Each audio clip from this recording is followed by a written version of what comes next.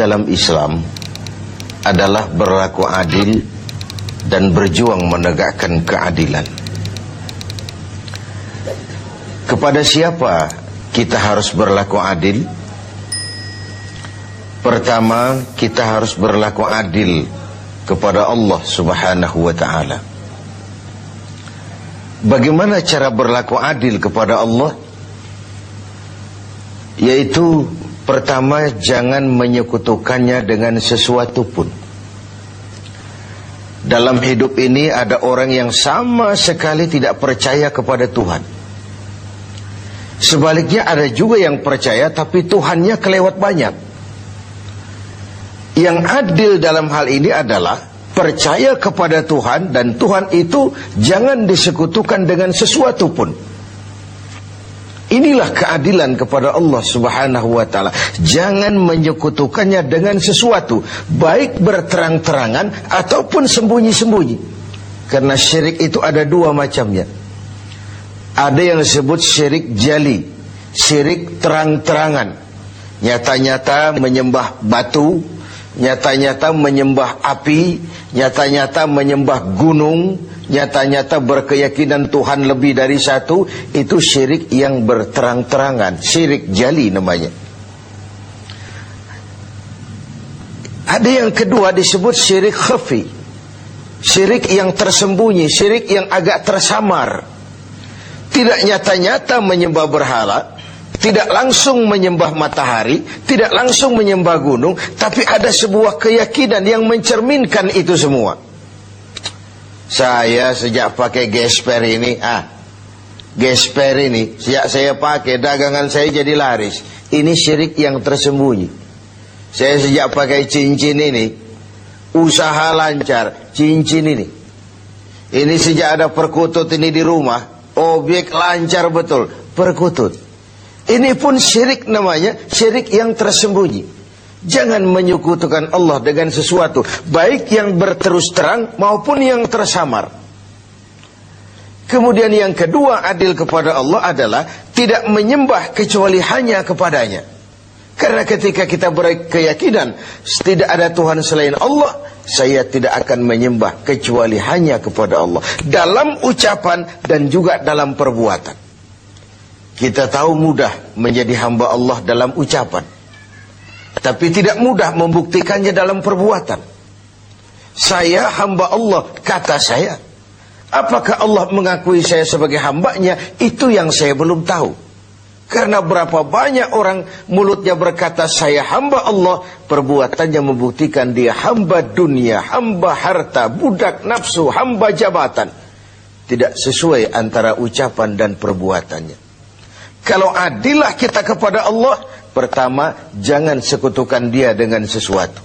Yang kedua, jangan menyembah kecuali hanya kepadanya. Setelah berlaku adil kepada Allah, maka yang kedua, kita harus berlaku adil kepada sesama. Sesama manusia, baik dia muslim maupun dia non-muslim. Karena Islam adalah rahmatan lil alamin.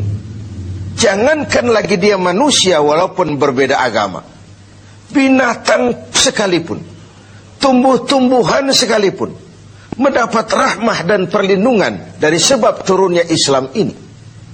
Jadi perbedaan agama bukanlah alasan untuk bertolak belakang. Sedemikian tegas sampai Rasul mengajarkan, man adza zimmiyan faqad adzani. Barang siapa yang mengganggu orang kafir zimmi, orang kafir yang mau hidup damai dengan umat Islam, siapa yang mengganggu mereka sama dengan mengganggu aku.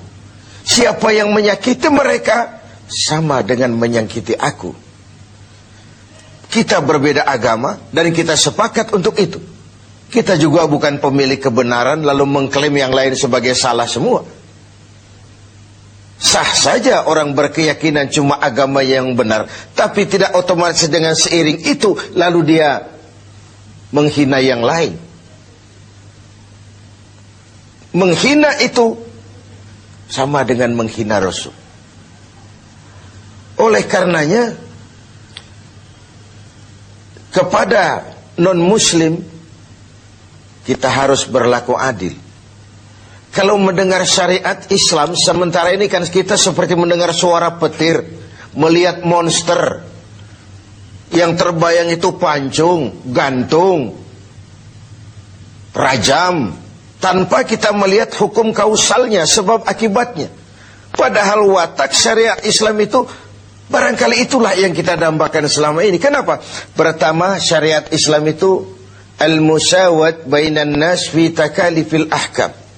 Semua orang sama dalam berhadapan dengan hukum. Bukankah ini masyarakat yang kita dambakan? Bukankah ini masyarakat yang mau kita bangun? Di mana tidak ada warga negara kelas 1, di mana hukum berlaku secara sama, di mana tidak ada warga negara istimewa, di mana hukum tidak berjalan seperti pisau, tajam ke bawah tapi tumpul ke atas. Syariat Islam memandang semua sama di depan hukum. Dan sejarah membuktikan itu. Bagaimana seorang Ali bin Abi Thalib ketika menjadi khalifah, berperkara dengan seorang Nasrani, dan Imam Ali kalah di pengadilan Islam. Seorang khalifah berperkara dengan seorang Nasrani dan kalah di pengadilan Islam. Itulah syariat. Seorang gubernur, Amr bin As, kalah di pengadilan berperkara dengan seorang Yahudi. Ini semua potret bahwa di depan syariat semua orang sama dalam berhadapan dengan hukum. Yang kedua, watak syariat itu at-tadrij fit tashri'. Ada tahapan dalam melaksanakan syariah itu. Ada tahapan. Ada etapa yang harus ditempuh. Kalau tercukupi itu, terlaksanalah syariat. Mula-mula tentang minuman keras, Quran cuma memberikan warning. Minuman keras ada manfaatnya, ada bahayanya, tapi bahayanya lebih besar dari manfaatnya. Kemudian turun lagi yang kedua, la taqrabus salata wa antum sukara. Jangan dekati solat kalau kamu mabuk. Setelah kondisi sosialnya siap, masyarakat sudah tidak kaget lagi, baru turun vonis. Arak, minuman keras, judi, najis, kotor, perbuatan setan, jauhi kalau kamu mau jadi orang yang beruntung. Itu yang disebut at-tadrij, ada tahapan. Lalu yang ketiga, taklilut takalif, adamul haraj, menyedikitkan beban. Kalau kemampuan melaksanakan suatu perintah berkurang, tekanan perintah pun menurun. Puasa yang sedang kita kerjakan ini hanya bagi yang cukup syarat. Berkurang syarat, berkurang juga tekanan perintah. Dia sudah balik, dia berakal sehat, dia mampu berpuasa. Cukup syarat, dia wajib melaksanakan puasa. Kurang syarat, tidak wajib melaksanakan puasa. Solat wajib berdiri, kalau mampu. Tidak mampu berdiri, ya duduk. Tidak bisa berduduk, berbaring. Tidak bisa pakai berbaring, pakai isyarat. Laksanakan sesuai dengan kemampuan. Inilah rahmatnya syariat Islam itu. Jadi saya kembali bahwa berlaku adil kepada sesama, pertama kepada muslim, yang kedua kepada non-muslim. Demikian tinggi nilai keadilan itu dijunjung sampai ayat Quran menyatakan, la yajrimannakum syana'anu qaumin alla ta'dilu. Janganlah kebencianmu kepada sekelompok orang menyebabkan kamu berlaku tidak adil. Tegakkan keadilan walaupun kepada orang yang paling kita benci. Kebencian bukan alasan untuk berlaku tidak adil. Sedemikian objektifnya perintah untuk menegakkan keadilan ini. Adil kepada sesama muslim, adil juga kepada yang non-muslim. Dan yang ketiga, kita berlaku adil kepada diri sendiri. Adil kepada Allah, adil kepada sesama, dan adil kepada diri sendiri. Tubuh kita secara keseluruhan ibarat sebuah kerajaan. Segala sesuatu di tubuh ini pun ada haknya. mata ini ada haknya untuk tidur. Berjaga saja siang malam tidak pernah tidur-tidur, itu mengurangi hak mata dan itu zalim. Perut ini ada haknya untuk makan, untuk diisi, untuk juga beristirahat. Puasa terus-menerus tidak makan-makan, itu zalim kepada hak perut, tidak adil kepada perut.